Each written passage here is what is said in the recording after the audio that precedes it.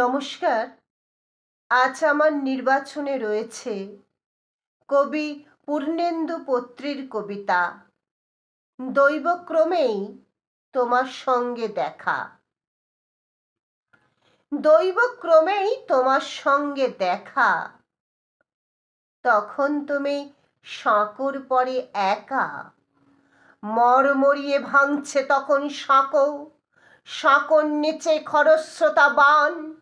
বাঁধ ভেঙেছে নগদ ছত্রখান, চেঁচিয়ে বলি বাঁচতে হলে বাঁকো।